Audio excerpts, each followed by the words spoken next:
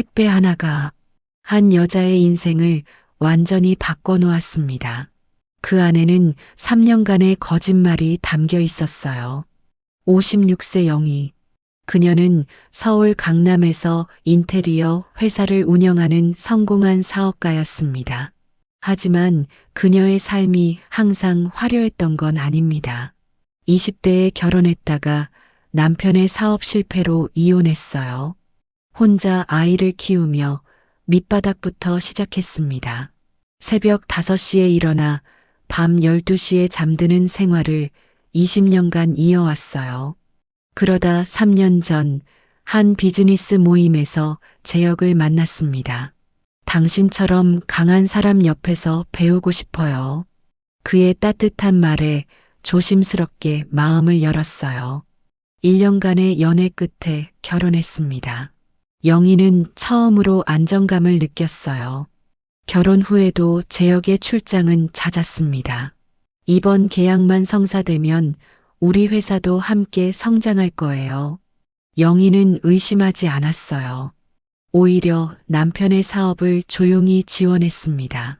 하지만 그날 아침 모든 게 바뀌었습니다. 토요일 아침 출장 중이던 남편 대신 현관 앞에 택배 상자 하나가 놓여 있었어요.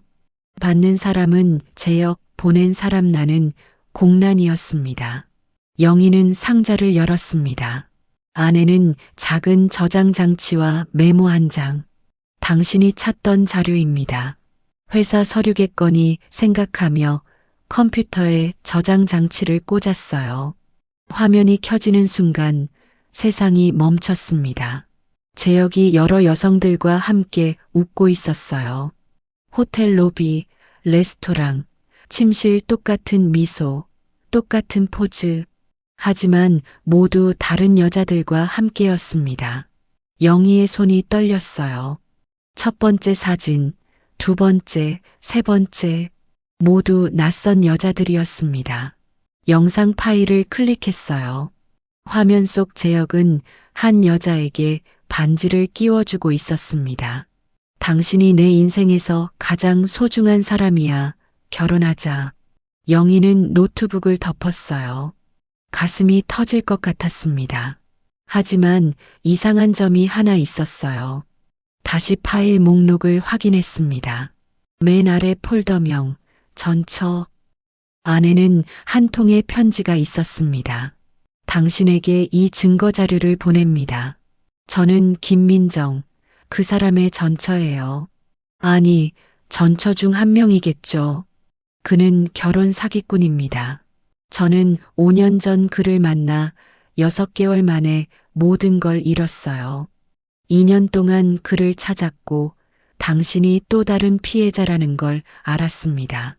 부디 저처럼 모든 걸 잃지 마세요. 만약 이 일을 끝내고 싶으시다면 연락 주세요. 택배 송장을 다시 봤어요. 구석에 희미하게 펜으로 쓴 글씨, 전처드림. 모든 퍼즐이 맞춰졌습니다. 영희는 밤새 증거 자료를 확인했습니다. 남편 재혁의 범죄는 상상 이상이었어요. 총 7명의 여성, 가장 어린 피해자는 26세, 가장 나이 많은 피해자는 영희 자신이었습니다. 수법은 비슷했어요. 비즈니스 모임에서 만나 신뢰를 쌓고 결혼을 약속하거나 실제로 결혼했습니다. 그리고 사업 자금이 필요하다며 돈을 빌렸어요. 적게는 3천만 원, 많게는 3억 원까지. 영희는 은행 앱을 열어 송금 내역을 확인했습니다. 총 1억 2천만 원. 6개월 전 처음 5천만 원을 빌려줬을 때 재혁은 한 달 뒤 정확히 갚았어요. 그래서 믿었습니다. 하지만 이제 알았어요. 첫 번째 대출은 신뢰를 쌓기 위한 미끼였다는 걸. 일요일 아침 비서가 급히 달려왔습니다. 대표님, 무슨 일이세요? 영희는 증거 자료를 건넸어요. 비서는 화면을 보며 얼굴이 굳어갔습니다. 영희는 차분하게 말했어요. 월요일에 변호사 만나야겠어. 끝낼 거야, 제대로. 월요일 오전 영희는 변호사를 만났습니다. 증거로 충분할까요? 변호사는 고개를 끄덕였어요. 완벽합니다. 명백한 사기입니다. 그때 영희의 휴대폰이 울렸어요. 재혁이었습니다. 여보, 잘 지내? 금요일에 돌아갈게. 영희는 담담하게 대답했어요. 조심해서 와. 변호사가 말했습니다. 금요일 귀국하는 즉시 체포영장을 신청하겠습니다. 그날 밤 영희는 자료에 적힌 번호를 다시 봤어요. 전처 민정에게 문자를 보냈습니다. 증거 자료는 잘 받았습니다. 고마워요. 한번 만날 수 있을까요? 이틀 후 민정에게서 전화가 왔습니다. 만나고 싶었어요. 수요일 오후 인천의 한 카페. 두 여자는 서로를 보는 순간 할 말을 잃었습니다. 같은 사람에게 속았다는 사실이 묘한 연대감을 만들었어요. 민정이 먼저 입을 열었어요. 얼마나 빌려주셨어요? 1억 2천이요. 저는 8천만 원이었어요. 민정은 카페와 집까지 잃었다고 했습니다. 2년 동안 우울증으로 고생했어요. 그러다 1년 전 우연히 재혁을 백화점에서 봤습니다. 젊은 여자와 함께였습니다.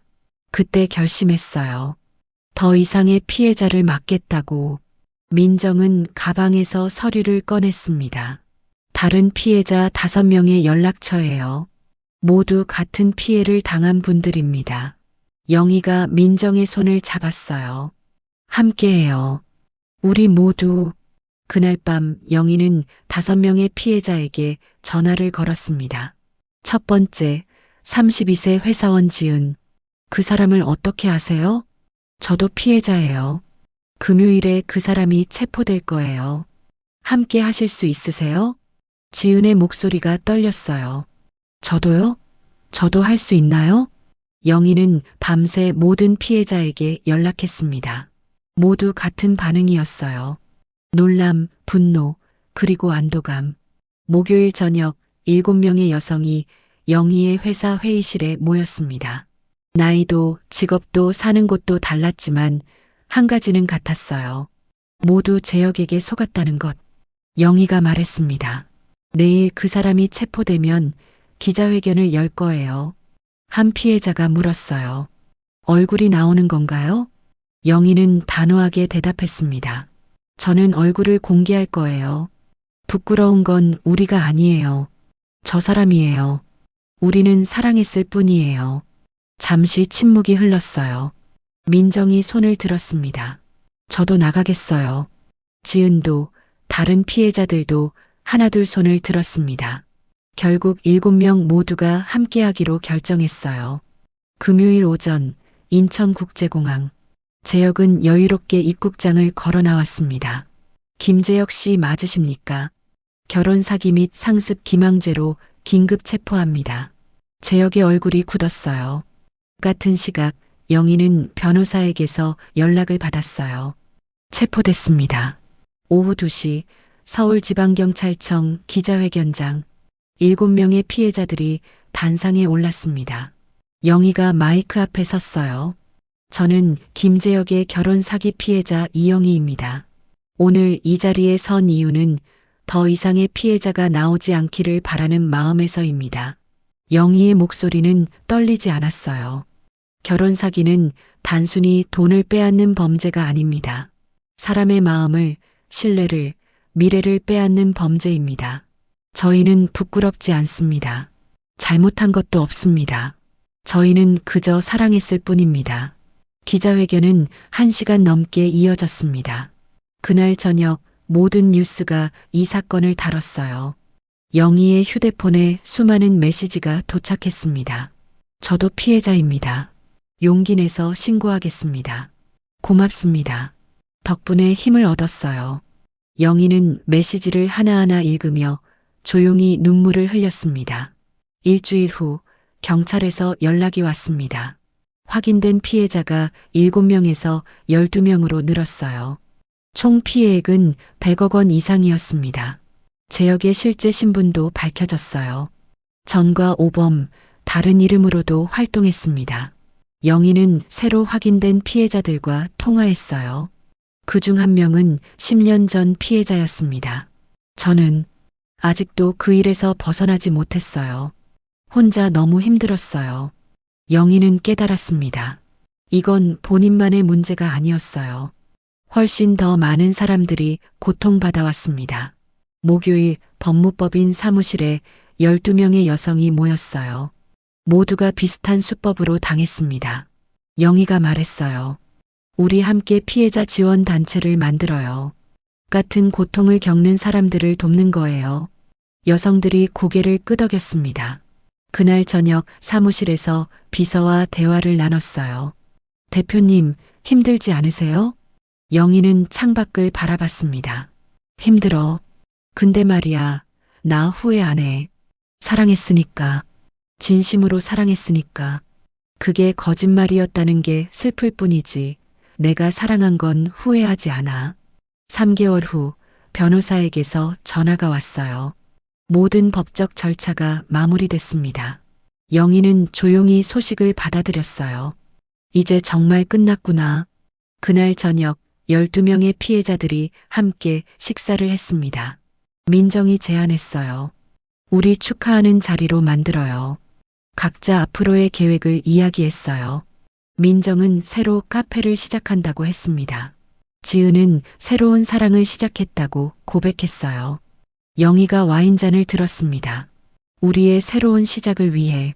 그날 밤 영희는 집에서 재혁과 찍은 마지막 사진을 삭제했어요. 잘 가. 이젠 내 인생에 없어. 진짜 사랑은 천천히 자라는 것. 이제는 안다.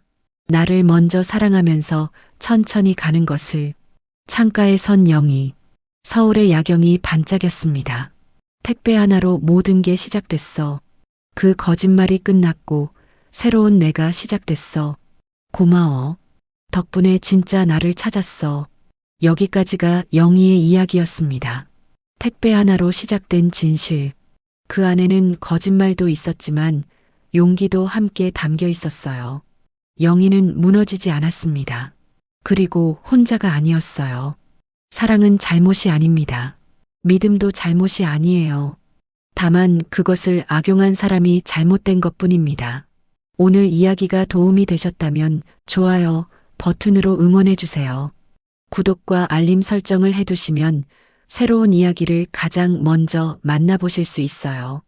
들어주셔서 감사합니다.